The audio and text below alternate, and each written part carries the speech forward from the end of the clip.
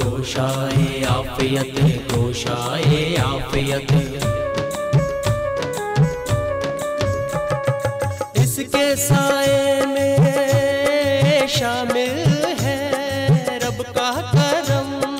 गोशाए आफियत, गोशाए आफियत, ऐ परिंदो मुबारक हो नीला गगन, और भौरों को महका हुआ यह चमन, और भौरों को महका हुआ यह चमन, जो जहाँ भी थके डगमगाए कदम। गोशाए आफियत, गोशाए आफियत, गोशाए आफियत प्रेमाशरम, गोशाए आफियत प्रेमाशरम, गोशाए आफियत, गोशाए आफियत, गोशाए आफियत, गोशाए आफियत। खबरदार जो तुमने इन पर हाथ उठाया। अगर आप कौन हैं? सरकारी काम में मुदाखलत का आपको क्या हक है? ओह, मुझे नहीं पता था कि जूते मारना सरकारी काम होता है। अजय, ये गोरखपुर के जमींदारे का मसला है, भला आप क्या मदद करेंगे? दीदी के पति बहुत बड़े जमींदार थे, आसपास के इलाके में उनकी बहुत इज्जत थी, बहुत शोहरत थी, बड़े बड़े सरकारी अफसरों से रिश्ते थे, यहाँ तक कि लॉर्ड गवर्नर तक पहुँच थी। और आप जानते हैं कि दीदी ने इन सभी रिश्तों को कायम रखा है। तुम अपने शौहर को अभी तक समझ ही नहीं पाई। तुम्हारे बापू ने मेरे पल्ले बांध दिया, बस बर्दाश्त कर रहा हूं। जी, अब मैंने ऐसी कौन सी बात कह दी भला? दीदी की जहां तक पहुंच है वही तो आपको बताया है। बेगम साहिबा, खाली पहुंच से कुछ नहीं होता, उसके लिए कुछ खेल भी खेलना पड़ता है। पहुंच तो राय साहब की भी बहुत ऊपर तक है, सरकारी अफसरों से मेल जोल है, उनकी पार्टियों में जाते हैं, उन्हें दावतों में बुलाते हैं, मगर उन्हें तो राजा का खिताब नहीं मिला। पता नहीं आपको बाबूजी की कौन सी बात बुरी लगती है। मैं मानती हूँ कि वो पैसे लुटाते हैं, पर ऐसा वो किसी लालच की वजह से नहीं करते। ये बस उनका शौक है और वो अपना शौक पूरा करते हैं। अच्छा चलिए, आप ये बताइए जरा कि दीदी के खिताब के लिए आप क्या करेंगे? मैं मानता हूं कि तुम्हारी दीदी बहुत शानदार औरत है और उनकी पहुंच बहुत दूर तक है, मगर उनकी पहुंच का लोगों को भी तो पता चलना चाहिए। तुम्हें याद है जब मैंने डिप्टी ज्वाला सिंह के खिलाफ अखबारों में लिखा था तो बड़े बड़े अफसर चौंक पड़े थे। हाय राम, तो क्या आप अखबारों में दीदी के खिलाफ भी लिखेंगे? मैंने कहा ना, तुम में अकल की कमी है। अरे भाई, जिसके पास कलम है और जिसे लिखना आता है, जब वो कलम किसी के खिलाफ लिखता है तो लोगों को चौंका देता है, और जब वही कलम किसी की तारीफ लिखेगा तो लोगों को सोचने पर मजबूर कर देगा। देखना, मैं तुम्हारी दीदी को आसमान पर बिठा दूंगा।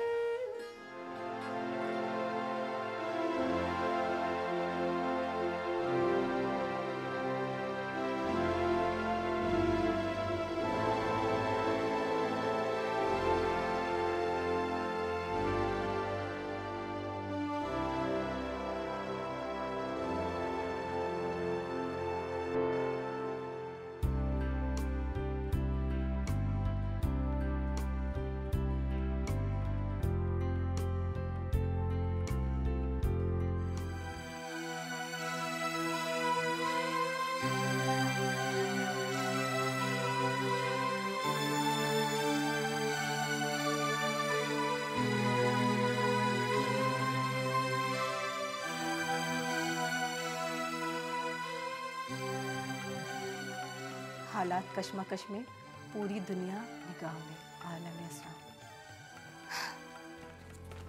इन इश्तिहारों ने तो परेशान करके रख दिया।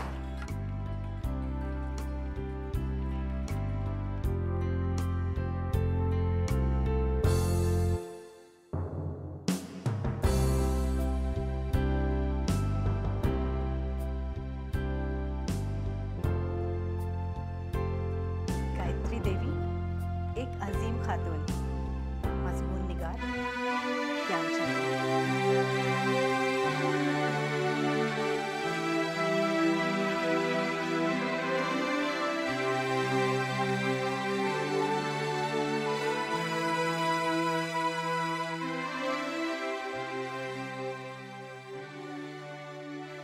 अजीजी ज्ञानशंकर,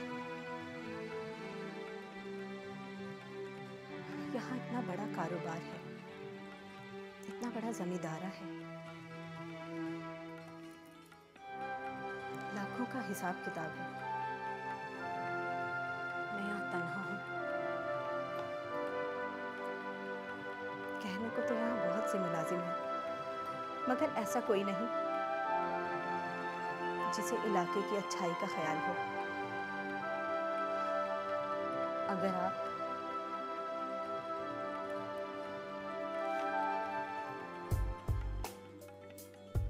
लेकिन इससे तो मुलाजिम बुरा मान सकते हैं।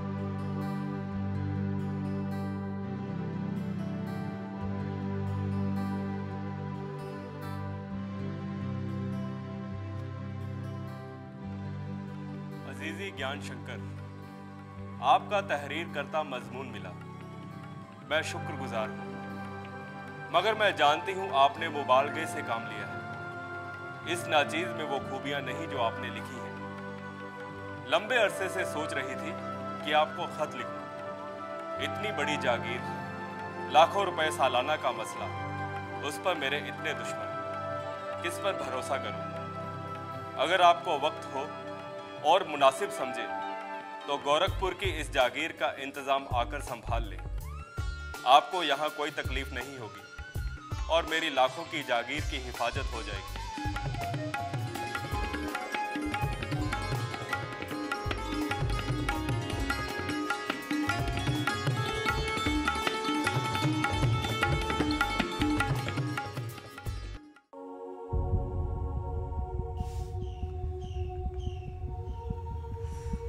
क्या बात है छोटे सरकार, आज आप खुश बहुत नजर आ रहे हैं। बात ही खुशी की है गौस खान। गायत्री देवी का खत आया है और वो चाहती है कि मैं उनकी जागीर का मैनेजर बन जाऊं। लखनपुर से कहीं बड़ी जागीर है, लाखों की जागीर है और मैं उसे हाथ से जाने नहीं दूंगा। लेकिन छोटे सरकार, आपका खुद का जमींदारा है और इधर किसान सरकशी पे आमादा है। सुख को तालाब का मुकदमा जीत गया, सरकशी और बढ़ गई। और बड़े भैया भी उनके हमदर्द बनकर बैठ गए हैं। मुझे तो डर है कि कहीं बंटवारा ना करा ले। छोटे सरकार, मैं तो चाहता हूं कि जब तक सरकशी ये दब न जाए आप यहीं पे रहें। अगर आपके भाई साहब प्रदेश में होते तो मेरे लिए कोई मसला नहीं था। आखिर वो आपके भाई हैं। जमींदारा में उनका भी काम शामिल है। आपके जाने के बाद अगर उन्होंने कोई ऐसा कदम उठा लिया तो मुझे संभालने में बहुत मुश्किल होगी। उधर गोरखपुर इतना बड़ा जमींदारा, इधर लखनपुर मेरा अपना जमींदारा।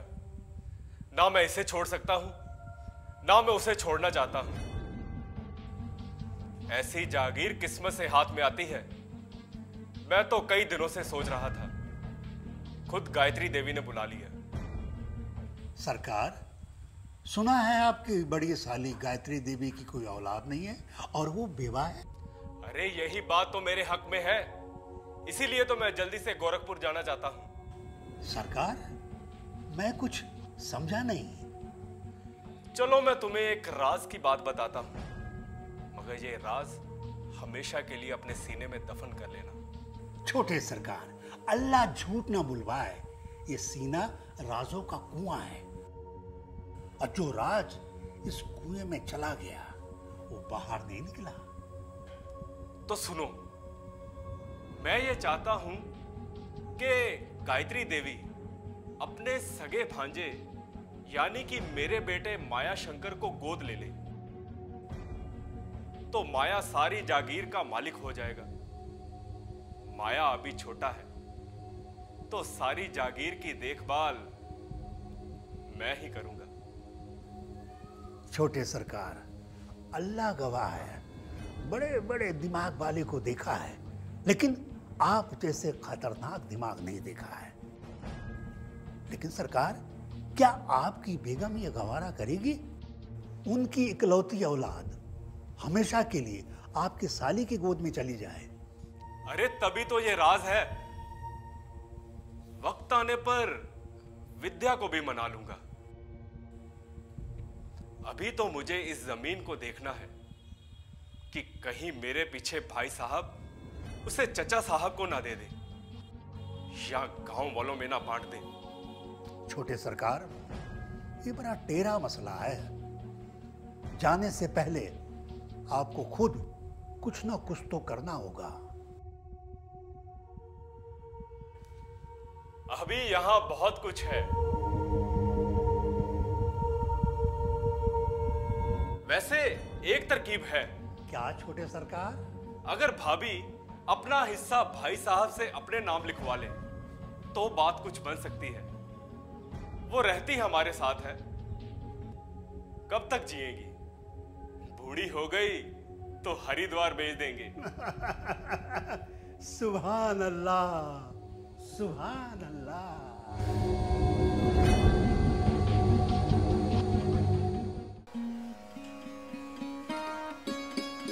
भाभी क्या कर रही हैं? देखिए ना भैया, माया का कुर्ता काट रही हूँ। कैसा है? कढ़ाई तो अच्छी है, लेकिन कितने कुर्ते काढ़ेंगी? आगे भी तो कई बना चुकी। तो क्या हुआ, मेरा अपना बच्चा है और मुझे बहुत अच्छा लगता है, और ये पहनेगा तो और भी अच्छा लगेगा। हाँ हाँ, आप ही का बेटा है और विद्या से ज्यादा आपसे मोहब्बत करता है, और आप भी तो विद्या से ज्यादा उसका ख्याल रखती है। तुम्हारा और विद्या का ख्याल भी तो रखती हूँ मैं। आपका ये देवर भी आपका बहुत ख्याल रखता है, इसीलिए आपसे कुछ कहना चाहता हूं, मगर हिम्मत ही नहीं पड़ती।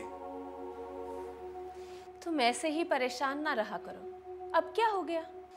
अभी तक तो कुछ नहीं हुआ, लेकिन आगे खतरा है। प्रेम भाई साहब लखनपुर का अपना हिस्सा अपने पास नहीं रखना चाहते, वो उसे बेच रहे हैं। अच्छा, किसको बेच रहे हैं और कौन खरीद रहा है? चचा साहब औने पौने में खरीद लेंगे, इसीलिए आजकल आश्रम में खूब आना जाना हो रहा है। तुम अपने चचा और चाची को नहीं जानते क्या? तुम्हारे भैया से कितनी मोहब्बत करते हैं वो, और इसी मोहब्बत के चलते उनसे मिलने चले जाते हैं। उनको भी तो दुख है कि तुम्हारे भैया हवेली में नहीं रहते, इसीलिए अपना दुख दूर करने वो आश्रम चले जाते हैं। इसी बात का तो डर है भाभी कि कहीं चचा साहब आने जाने का फायदा उठाकर भाई साहब का हिस्सा अपने नाम ना लिखवा ले। मुझे अपने लिए कुछ नहीं चाहिए, लेकिन अगर भाई साहब जमीन नहीं रखना चाहते तो इसके हकदार ना तो चचा साहब हैं और ना ही ये गांव वाले। इसके असल हकदार तो आप हैं। आप देखिए भाभी, अब आप ही इस जमीन को बचा सकती हैं। देखिए भैया, मुझे जमीन वमीन से कोई मतलब नहीं, और ये उनकी चीज है, जैसे चाहे इस्तेमाल करें, और इस पर मेरा कोई बस नहीं। बस क्यों नहीं है? आप भैया का लखनपुर वाला हिस्सा अपने नाम लिखवा सकती हैं। भैया ठहरे सैलानी आदमी, कहीं दिल उब गया तो फिर से कहीं और ना चले जाएं।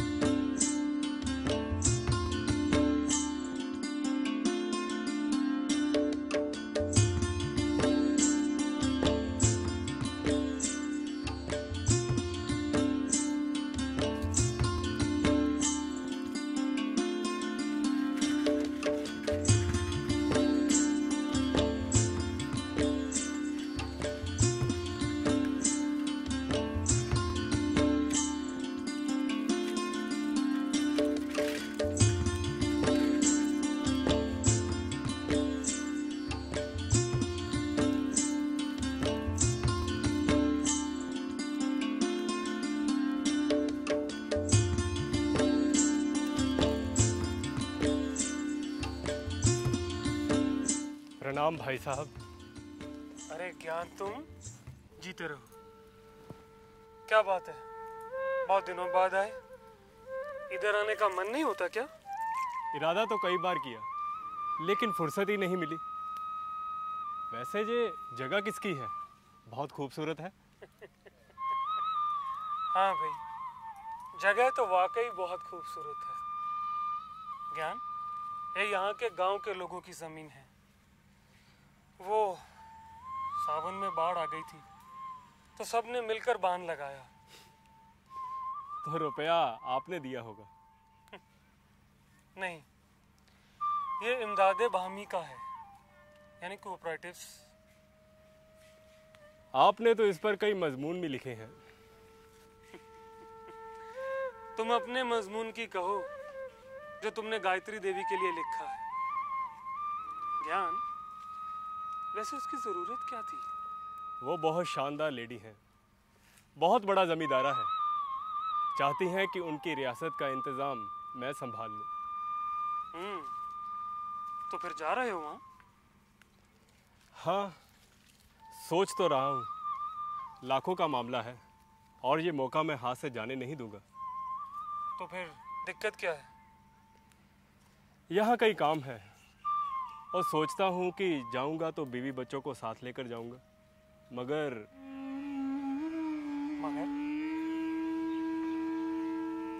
ओह, तुम्हारी भाभी श्रद्धा का मसला है। नहीं भाई साहब, ऐसी कोई बात नहीं। देखिए, भाभी से आपकी मुलाकात नहीं होती। इसी बात का फ़ायदा उठाकर चचा साहब और चाची साहिबा भाभी से कहते हैं कि वो लखनपुर का आपका हिस्सा अपने नाम पे लिखवा लें।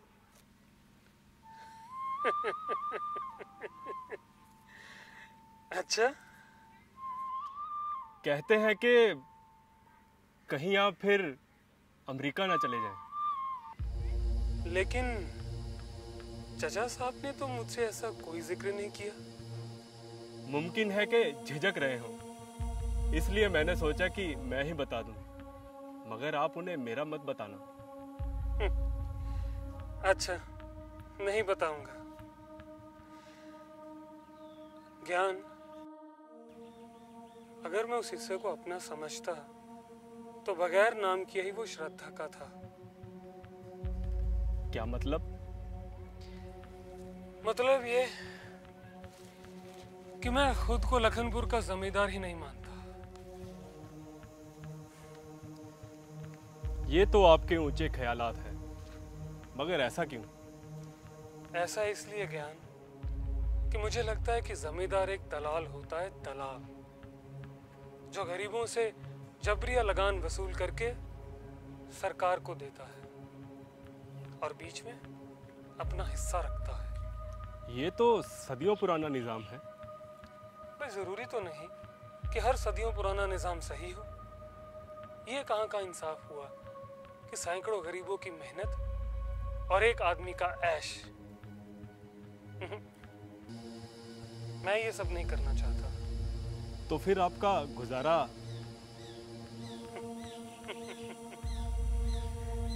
भाई, ऊपर वाले ने हाथ पांव दिए हैं।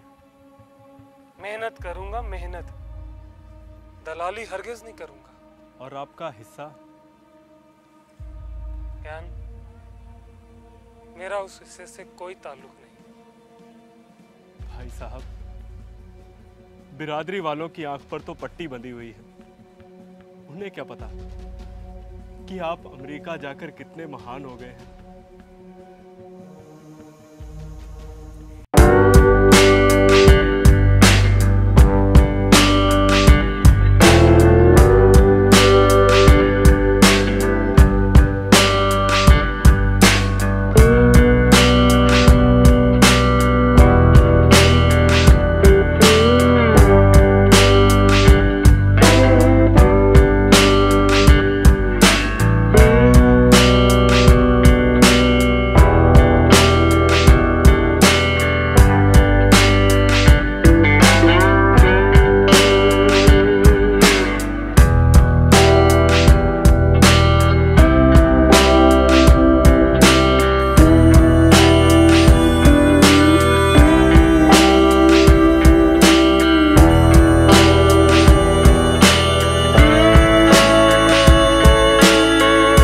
कहा था कि देखूं कि ये साड़ी तुम पर कैसी लगती है, तो कह दिया।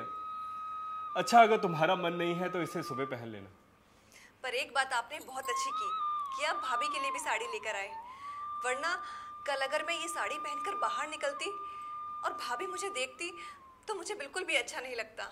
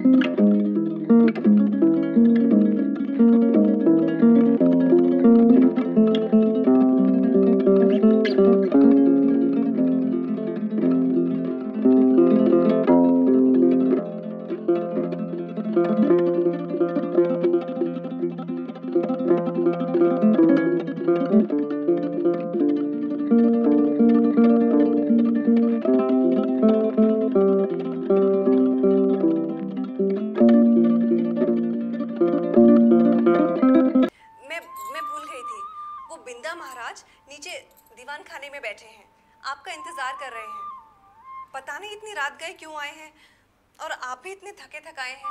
आप कहें तो उनको कहलवा दो कि कल सुबह आ जाए। नहीं, इस वक्त आए हैं तो कोई जरूरत होगी। मैं जरा कपड़े बदल लूं, तुम उन्हें कहलवा दो कि मैं थोड़ी देर में आ रहा हूं। जब आए हैं तो मिल ही लेते हैं। जी।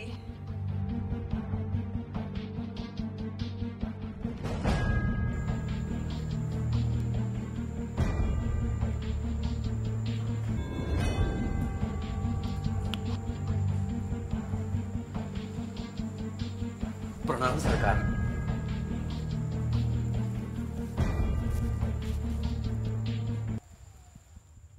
क्या बात है बिंदा, ऐसी क्या जरूरत आन पड़ी? गांव में सब खैरियत तो है? सरकार, गांव से ही आ रहा हूं। एक खबर पता चली थी, सोचा सरकार को जाकर अभी बता दूं। बता, क्या खबर है? सुक्खू को 2 साल की सजा करा दी। सुक्खू ने पुलिस के सामने कादिर को रुपयों की हांडी दी और कहा तालाब का घाट बनवा देना। तो पुलिस ने रोका क्यों नहीं? दरोगा ने हांडी छीन क्यों नहीं ली? तलाशी लेने गया था तो क्या रुपयों की हांडी नहीं मिली? सरकार, दरोगा ने तो कहा था हमें दे दे, मगर सुक्खू ने कादिर को दे दिया। सब गांव वाले इकट्ठे थे। सुक्खू रुपए देकर जेल चला गया। तो घाट का क्या हुआ? वो तो नहीं बना ना? अब बनेगा सरकार। सुक्खू ने सबको जेल बुलवाया था, कहा क्या मेरा रुपया खा गए, घाट क्यों नहीं बनवाया अभी तक? कादिर बोला घाट तो बनवा दे, रुपए कम पड़ रहे हैं। तब सुक्खू ने कहा जमा कर लो, छूट के आऊंगा तो जमीन बेच के रुपए दे दूंगा। तो गांव में घाट के लिए चंदा हो रहा है? नहीं सरकार, गांव वालों के पास तो पैसे ही नहीं हैं, चंदा कहां से देंगे? तो क्या यही बात बताने तू यहाँ आया है? मैं थका थकाया आया हूं और तू मेरा दिमाग खराब करने चला आया। जब रुपया ही नहीं है तो चंदा कहां से होगा और घाट कहां से बनेगा? चल जा, मेरा वक्त खराब मत कर। सरकार, माफी चाहता हूं, आपको इस वक्त तकलीफ दी, मगर एक बात और पता चली थी, कहते हुए डर लगता है।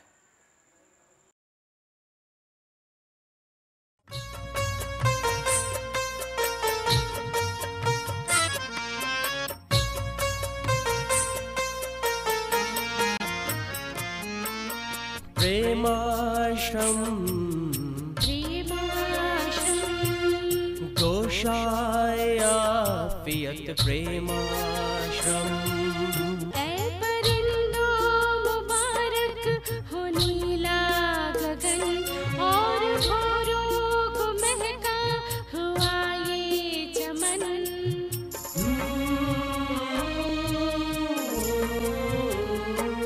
जो जहाँ भी थके डगमगाए कदम, जो जहाँ भी थके डगमगाए कदम।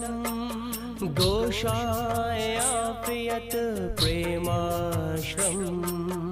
गोशायाफियत गोशायाफियत गोशायाफियत गोशायाफियत।